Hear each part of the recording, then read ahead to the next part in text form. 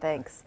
A fatal crash and an eerie coincidence. A woman killed overnight at 27th and St. Paul. This is the second fatal crash at that intersection already this year. Our Sharita Irvs went to find out if that intersection is safe. Sharita. Well, Brad, today I talked to the city engineer. He says it's a safe intersection. He says people just need to follow the law and the traffic lights.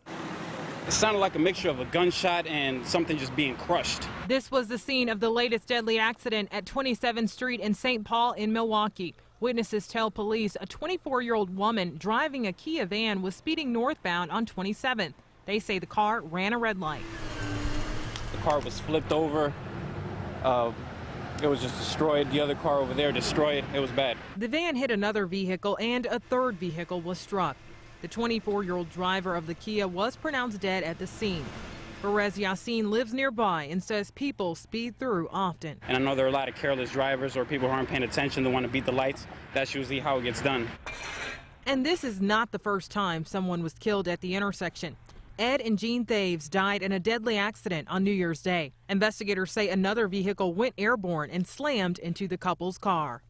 The current standard is the city engineer for Milwaukee, Jeffrey Polinsky, says a paving project is being designed for North 27th Street from St. Paul to Highland. He says they're not doing the paving project because of the accidents. They've actually been planning it for years. But community members say either way, they're just glad to hear about improvements that are planned. The city engineer says he thinks the intersection is safe, but it's important that people follow the rules and drive safely. We can certainly design intersections to be as safe as possible, but ultimately it comes down to the actual motorists and the decisions that motorists are making on how safe a particular intersection is going to operate too.